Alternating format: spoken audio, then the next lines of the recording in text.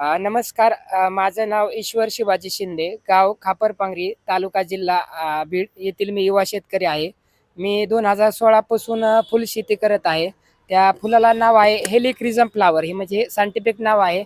तसं आपल्या महाराष्ट्रामध्ये त्याला इतर भाषेमध्ये पेपर फूल, ईश्वर फूल, सुपारी फूल असं वेगवेगळ्या नावाने बोलतात. हे फुलाची खासियत अशी आहे की हे फूल 1 वर्षभर टिकतंय. म्हणजे आज आपल्या महाराष्ट्रामध्ये प्लास्टिकच्या फुलामुळे पर्यावरणाचं खूप प्रदूषण होत आहे. ते प्रदूषण थांबवण्यासाठी त्याला आळा घालण्यासाठी आम्ही ही फुलशेती चालू केलेली. हे फुलाचा हार जर तुम्ही फोटोला लावला ॲज इट इज 1 वर्ष टिकतो आणि खराब होत नाही.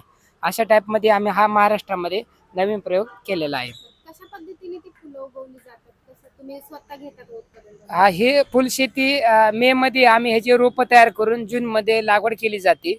म्हणजे आज आपण शेवंती, अस्टर, झेंडूची शेती कशी करतो तशा टाईपमध्ये ह्याची बेडवरती किंवा मल्चिंगवरती लागवड केली जाते. आणि 3 महिन्याच्या नंतर हे फुलाला झाडाला फुलं यायला चालू होतात. असं जवळपास 8 ते 9 महिन्याचं पीक राहत आहे. मागणी कशी आहे या फुलांना? आता जवळपास महाराष्ट्रामध्ये ह्याची जाहिरात प्रसिद्धी खूप झालेली आहे. ज्या अण्णा ह्या फुलाची माहिती आहे तर ते लोक 100% खरेदी करतात. असं महाराष्ट्रामध्ये जे काय महाराष्ट्र सरकारचे कृषी प्रदर्शन भरतात, महिला बचत गटाचे जे काही कार्यक्रम भरतात, आपलं नागपूर, कोल्हापूर, मुंबईला महालक्ष्मी सरस भरतं, BKC बांद्र्याला, असे महाराष्ट्राचे गव्हर्नमेंट काही प्रायव्हेट कृषी प्रदर्शन भरतात. अशा ठिकाणी आम्ही स्टॉल लावून लोकांना त्याची जाहिरात वगैरे प्रसिद्धी केलेली. आणि प्लस आपल्या महाराष्ट्रामध्ये जे काही मोठाले देवस्थान आहेत, कोल्हापूरचे महालक्ष्मी मंदिर, आपल्या पुण्याचे दगडूशेठ गणपती मंदिर, शिर्डीचे साईबाबा, अष्टविनायक, ज्योतिर्लिंग, अशा ठिकाणी आम्ही दुकानदाराला कमी रेटमध्ये त्या हाराची प्रसिद्धी होण्यासाठी दिलेल्या असल्यामुळे महाराष्ट्रात खूप काही त्याची जाहिरात वगैरे भरपूर झालेली आहे. कधीपासून तुम्ही या शेतीचं म्हणजे या फुलांचं उत्पादन घेताय आणि या फुलांचं उत्पादन घ्यावं का वाटलं किंवा कधीपासून तुम्ही घेताय? मी 2016 पासून ह्या फुलांची शेती करतोय. हे फुलाची अशी आहे की एकरी आम्ही जवळपास 10 लाखाचं उत्पादन काढलंय. म्हणजे खर्च कमी लागतोय आणि उत्पन्न जास्त निघतंय. आणि युनिक वेगळं प्रोडक्ट असल्यामुळं हे जे उत्पन्न पण चांगलं आहे.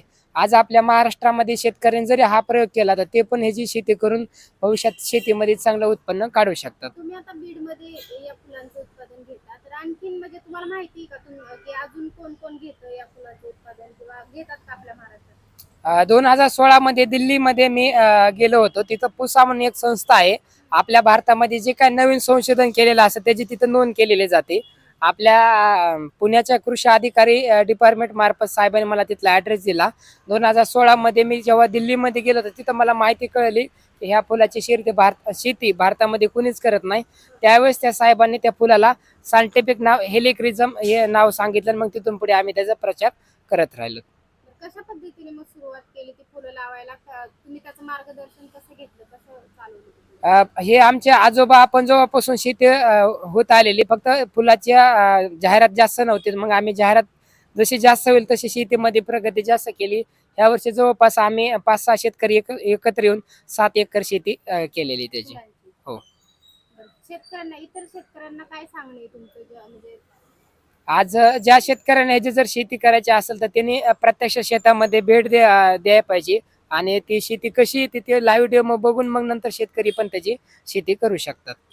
त्याचं ही कशी आहे, फुलांची मागणी कशी, रेट कसे आहे? मागणी जवळपास खूप चांगली आहे. म्हणजे एकरी तुम्हाला सांगितलं एकरी 8 ते 10 लाखापर्यंत उत्पन्न निघतंय. असं आज तुम्ही बघू शकताय. बाकीचं जर फुलशेती करायची म्हणलं त्याला पण उत्पन्न जास्त निघतं, पण रेट तसा म्हणावा तसा भेटत नाही. आजकाल वेगळं युनिक असल्यामुळे शहरातल्या लोकांनी ह्या फुलाला पसंती जास्त दिलेली. त्याच्यात आम्ही म्हणत तशी 5 प्रकारचे वेगवेगळे डिझाईनचे हार तयार करून स्वतः शहरातल्या लोकांना देतो. त्याच्यामुळं आम्हाला त्याच्यात पैसे चांगले मिळून जातात.